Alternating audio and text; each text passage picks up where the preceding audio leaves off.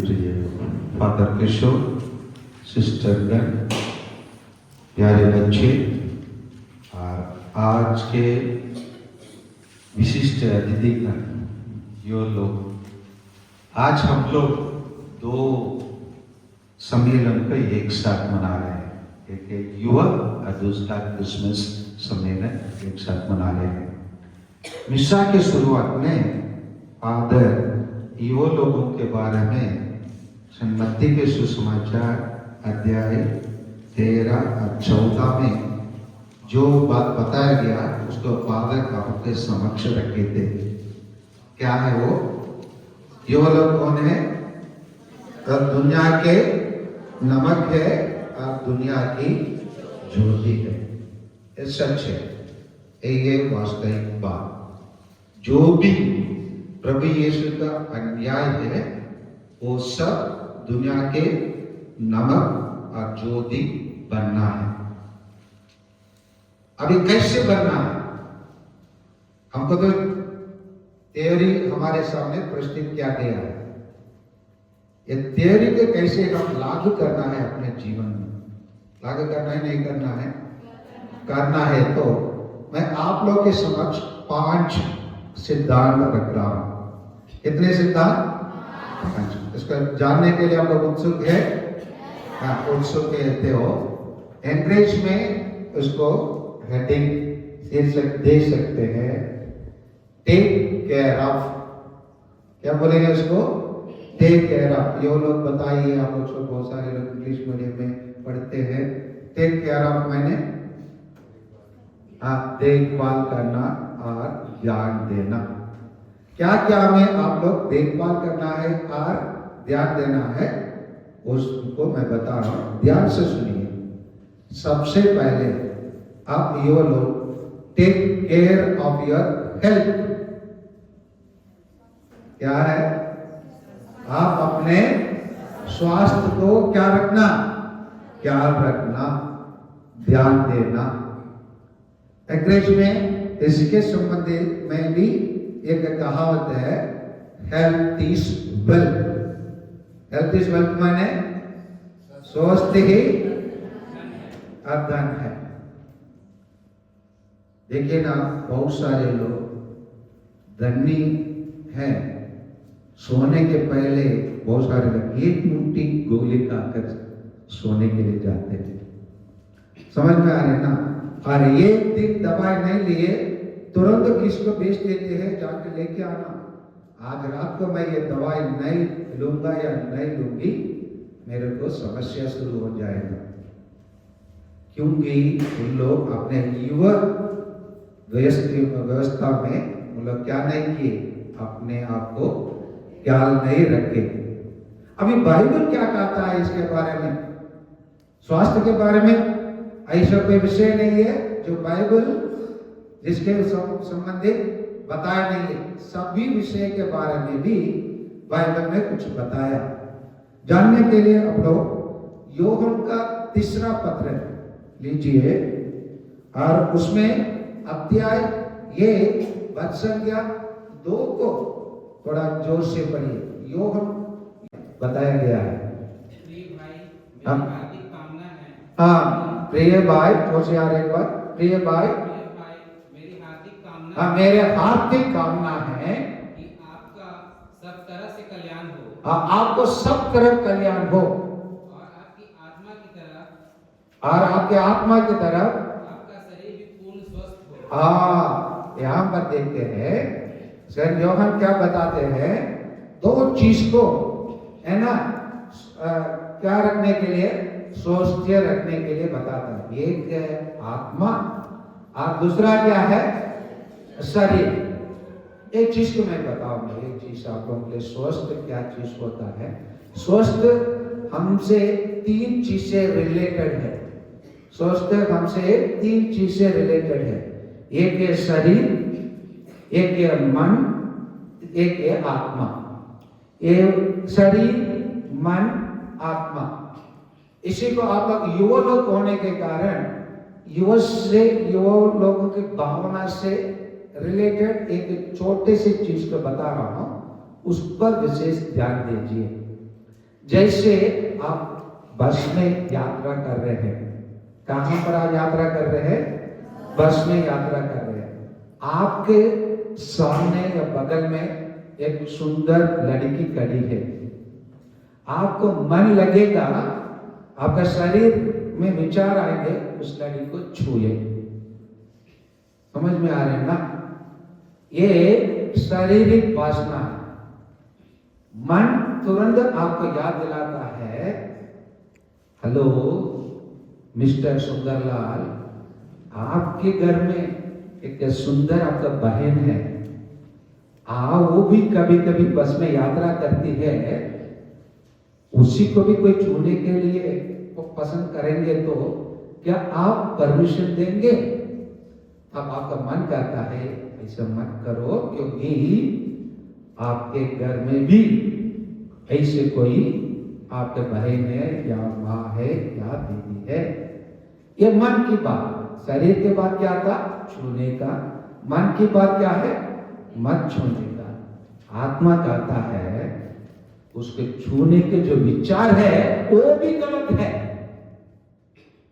समझ में आ रहे ना? तो इसीलिए हमको शरीर और मन और आत्मा तीनों को हमको क्या रखना है? स्वस्थ रखना है। वही चीज को सेंट योहन बताता है, जिस प्रकार आप सही सलामत आत्मा में है, उसी प्रकार आप शरीर में भी स्वस्थ रहे।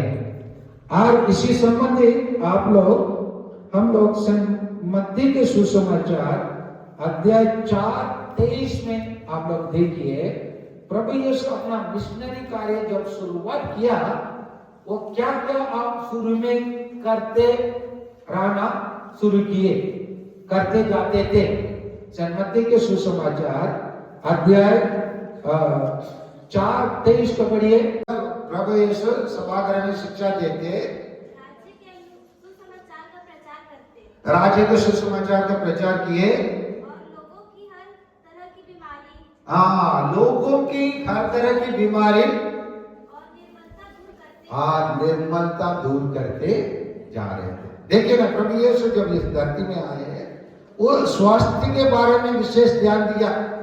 इसीलिए वो जब पाला कार्य शुरू किए, सभागृह में जाने लगे, सुसमाचार वो आत्मा के लिए, समझ में आ रहे ना? मन और आत्मा के लिए सुसमाचार, और शरीर के लिए जो कमी था, बीमारियों और दुर्बलता को प्रभु यीशु दूर करते गए। इसीलिए हम लोग जो लोग यहाँ पर है, विशेष रूप से हम अपने क्या पे ध्यान देना है? ये लोग बताइए। अपने स्वास्थ्य पर हम क्या क्या देना है? विशेष ध्यान देना है। इसी को शुद्धिकरण अध्याय 17-22 में कहा जाता है स्वास्थ्य के बारे में। जैसे आजकल हम लोग प्रेशर के बारे में सुनते हैं ना, pressure, low pressure, high pressure, stress के बारे में सुनते हैं। ये बाइबल में पहले बताया गया है। इसीलिए शुद्धिकरण वो पुराना विधान में है। शुद्धिकरण उसके इंग्लिश में कहेंगे बुक ऑफ प्रोवर्ब्स, शुद्धिकरण अध्याय 17 और पद संख्या 22 को पढ़िए। 17-22 को। आनंदमय हृदय अच्छी दवा है। आनंदमय हृदय अच्छी दवा है। यहाँ क्या बताया जा रहा है? आनंदमय हृदय। अगर आपका हृदय आनंद में रहा, खुशी में रहा, अच्छी दवाई है। अगर आपका हृदय प्रेशर में रहा, अगले वाक्य बताया हो, आगे वाक्य पढ़िए। उदास मन हड्डियां सुखाता है। उदास मन हड्डियां सुखाता मतलब आपको प्रेशर बढ़ाता है। समझ में आ रहे ना? तो इसीलिए युवा लोग सबसे पहले विशेषकर इसमें ध्यान देना चाहिए। हम युवा व्यवस्था में क्या रहना चाहिए? स्वस्थ रहना चाहिए। Take care of your health. हम अपने स्वास्थ्य को विशेष ध्यान देने की आवश्यकता है। दूसरा है take care of your online. समझ में आ रहे ना? जिसमें हम डूबे रहते हैं, स्क्रीन अवर्स कहते हैं ना, स्क्रीन अवर्स। स्क्रीन आवर्स मतलब क्या होता है? स्क्रीन आवर्स माने क्या होता है? अपना समय स्क्रीन पे ज्यादा लगाते हैं। प्रतिदिन का स्क्रीन आवर्स कितना घंटे? दिस इज न्यूनतम। अंडरस्टैंड? दिस इज न्यूनतम, दिस इज मिनिमम। 8 घंटे जाता ही जाता है। 8 घंटे जाता है। कहा जाता है एक साधारण इंसान जो साधारण मोबाइल पकड़ता है, जिसमें एंड्रॉइड नहीं है, स्मार्टफोन नहीं है, उसी को वो 2000 बार छू लेता है। ऐसे सामान्य व्यक्ति, इसका मतलब हम लोग उसको हर एक सूर्य बढ़ा सकते हैं। कितना बार हो सकता है? 20,000। समझ में आ रही ना? लेकिन इसके बारे में क्या बाइबल इसके बारे में भी बताया क्या? बताया है। चलिए प्रकाशना ग्रंथ अध्याय 13 वत्संज्ञा 16-17 का पढ़िए। लास्ट किताब बाइबल में आखिरी किताब प्रकाशना ग्रंथ अध्याय 13 वत्संज्ञा 16। पशु सभी लोगों को, और दूसरा तो सभी लोगों को, चाहे वे छोटे हो या बड़े, वो कोई भी हो, हम जैसे बड़े लोग हो, आप जैसे युवा लोग हो, धनी हो या दरिद्र, धनी हो या दरिद्र हो, स्वतंत्र हो या दास, ये दोनों हो या दास, इसके लिए बाध्य करता है कि इसलिए बातें करता है कि वे अपने दाहिने हाथ वह अपने दाहिने हाथ या अपने माथे पर और अपने माथे पर लगवाएं। चाप लगवाए। ये चाप है सिम। समझ में आ रहे ना? ये चाप क्या है? सिम में कहाँ लगाते हैं? मोबाइल में लगाते हैं। अभी आगे शरीर में लगाने वाला सुने होंगे ना? माथे पे लगाते हैं, शरीर पे लगाते हैं। समझ में आ रहे हैं? हमारा हृदय बंद हो जाता था, बैटरी लगा देते। समझ में आ रहे ना? उसी प्रकार चाप लगाना, चाप मतलब चिप लगा कर हमको कौन कंट्रोल करेगा? उन लोग उसमें आगे बढ़ेंगे तो की संख्या नहीं लगी है, वह खरीद और बेच नहीं सकता। जिसके शरीर में एक चाप नहीं लगा जाएगा, एक दिन जल्दी आ रहा है, कंपल्सरी होगा। अभी आधार कार्ड कंपल्सरी है ना? आधार कार्ड कंपल्सरी है ना? अभी सरकार स्कूल में वाला आधार कार्ड नाम के एक चालू कर दिया, वो तो कंपल्सरी है। इसी प्रकार कुछ दिन के बाद सरकार क्या करेगा? जिसके पास शरीर में चिप रखा जाएगा, वो क्या कर पाएगा? खरीदना और बेचना। समझ में आ रहे ना? कर पाएगा। इसका मतलब हमारा लेन देन, बैंक में हम लोग लेन देन करते हैं ना, लेन देन डेबिट क्रेडिट करते हैं ना। डेबिट क्रेडिट करने के लिए जिस प्रकार हम लोग के लिए अकाउंट होता है, उसी प्रकार हमको चिप क्या कर देगा? हमारा जीवन को नष्ट कर देगा। बाइबल के भविष्यवाणी मैं नहीं बोल रहा हूं। समझ में आ रहे ना? और इसीलिए युवा लोग जो इसमें ज्यादा अपने समय कम से कम 8 घंटा देने वाले हैं, take care of your online. आपके ऑनलाइन ज्यादा हो जाए, आप बर्बाद हो सकते हैं। इसीलिए बाइबल बता रहा है टेक केयर, जितना आपका जरूरत है उतना ही उसका इस्तेमाल करिए। जिससे जरूरत से ज्यादा आप अपने ऑनलाइन को इस्तेमाल मत कीजिए। हम लोग साइबर क्राइम सुनते हैं ना? साइबर क्राइम आपको बर्बाद कर सकता है। पूर्ण रूप से आपको जिस लक्ष्य आपके सामने है, उसी से आपको दूर लेके जा सकता है। इसीलिए आप मोबाइल से सावधानी रहिए। आपको केवल मात्र जितना आपको उपयोग करना है उतना ही, उस अच्छी चीज से आप जैसे पहुंचेंगे कोई चीज को। अभी उदाहरण के लिए आज तक हमारे कैथोलिक कलीसिया में कितना पोप स्वामी रहे, 266 पोप स्वामी का नाम तुरंत दे देंगे। सेंट पेट्रुस से अभी का पोप फ्रांसिस तक लिस्ट एक के बाद एक दे देगा, 2 मिनट में फट से मिल जाता। ये भी अच्छे कार्य भी करता है, लेकिन गलती से मैं उदाहरण के लिए बता रहा हूं, जब मैं ईमेल अकाउंट चालू किया, उसी टाइम पर नेट के लिए पहले बार चालू किया, मेरे स्क्रीन में एक मैसेज आ गया, do you want marry me? समझ में आ रहा है ना? तो मैं उसी टाइम पर कापा में बीएड कर रहा था। वहां जो इंचार्ज मैडम बुलाए, ये क्या हो रहा है इधर? वो बोली पहले बार आप इंटरनेट खोले ना और ईमेल क्रिएट करे ना, इसी प्रकार मैसेज आते रहेंगे। इसको आप क्या करना है, नजरअंदाज करना है।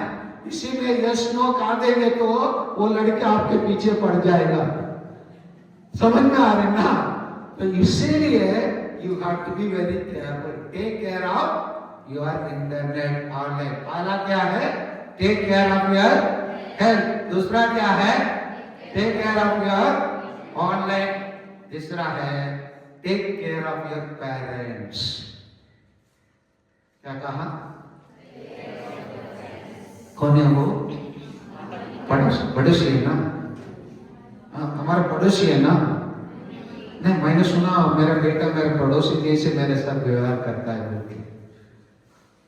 मेरे बेटे इसे करते है, पढ़ाई जैसे मेरे से बात करती है। फादर कोई भी मैं बोलने के लिए शुरू करता हूं तो बोल देती है अब चुप रहिए, अब कुछ नहीं जानते, है ना? इसके बारे में बाइबल बता रहा है। निर्गमन ग्रंथ अध्याय 20-12 को बोलिए। निर्गमन ग्रंथ अध्याय 20-12। हाँ, आदर करो, जिससे तुम बहुत दिनों तक उस भूमि पर जीते रहोगे। हाँ, उसी से आप क्या करेंगे, बहुत दिनों तक आप इस भूमि पर जीते रहना है तो क्या करना है, माता पिता को आप सम्मान करो। उसके बिना आप ये धरती में नहीं आए। आप कितना भी चाहे आप अपना माता पिता का बदल नहीं सकते, आपको दोस्त को बदल सकते हैं। आज नहीं है तो आज सोनो कल मोनो चल जाएगा। समझ में आ रही ना? लेकिन अपने पापा मम्मी को आप क्या नहीं कर सकते हैं, बदल नहीं सकते हैं। ईश्वर के देन है। आपको कौन माँ बाप बनेगा, ये ईश्वर का देन है। समझ में आ रहे ना? आप उसको बदल नहीं सकते हैं। अगर आप उसका सम्मान करेंगे तो लंबे समय तक आप जीवित रहेंगे। तीसरा आज्ञा क्या है, take care of your parents और take care of your future choice.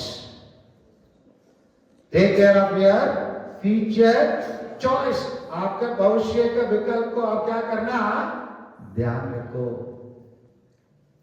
जल्दी से आप 17-18 साल हो गए, एक लड़का एक लड़की से गलती से प्यार हो गया तो चॉइस इज ओवर। ये अंडरस्टैंड, समझ रहे हैं ना? इसीलिए ईश्वर क्या कहता है, take care of your choice. इसके बारे में बाइबल क्या बताता है, यिर्मयाह का ग्रंथ अध्याय 19-11 का पढ़िए, 29-11 का पढ़िए। क्योंकि मैं तुम्हारे लिए निर्धारित अपनी योजनाएं जानता हूँ। हाँ, ईश्वर आप प्रत्येक जन के लिए निर्धारित योजना रखा है। समझ में आ रहे ना? इसी योजना से आगे बढ़िए।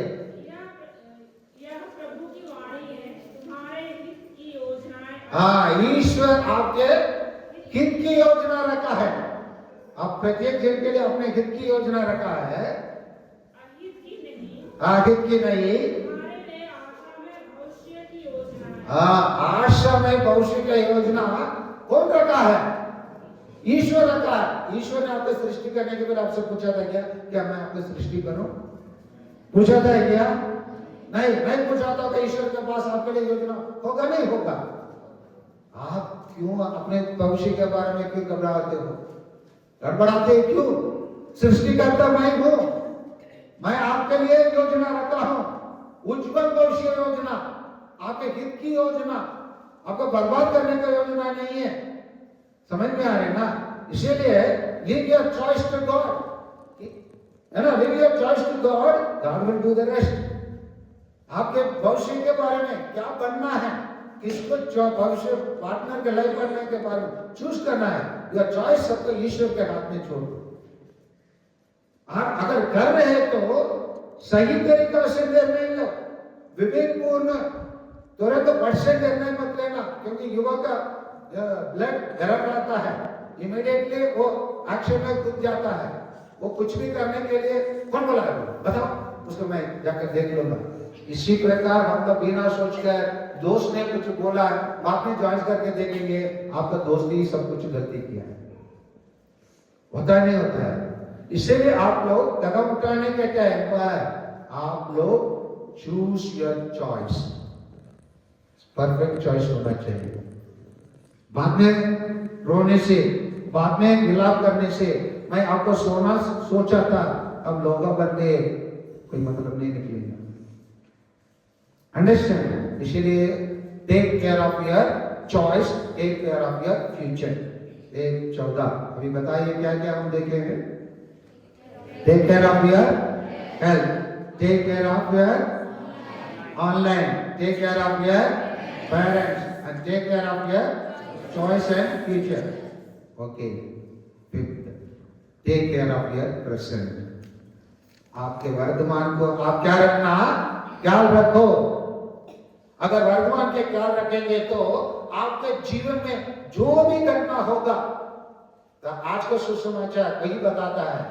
आपके उम्र के ही एक व्यक्ति रहा, युवा रहा, सेंट जोसेफ, उसके जीवन में एक बहुत बड़ा तूफान हुआ जिससे उसके साथ मांगने हुआ। वो मांगने हुआ लड़की पाया जाती है गर्भवती के रूप में। समझ में आ रहे ना, है ना? उसको मन में बहुत बड़ा विचार आया। पढ़िए सेंट मार्क मत्ती के सुसमाचार अध्याय 1:19 को पढ़िए, 1:19 को पढ़िए। आपके परिस्थिति में सेंट जोसेफ रहा, वो भी विचलित रहा, वो भी कंफ्यूजन में रहा, लेकिन वो कैसे निर्णय लेता है उसकी परिस्थिति में, प्रेजेंट स्टेटस में वो कैसे अपने आप को संभालने के निर्णय करता है, सही निर्णय करता है। पढ़िए 1:19। उसका पति ओर से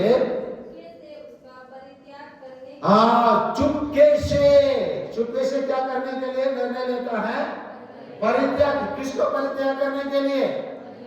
मरियम कौन है? ईश्वर की कृपा पात्री थी, लेकिन जोसेफ नहीं जानता था।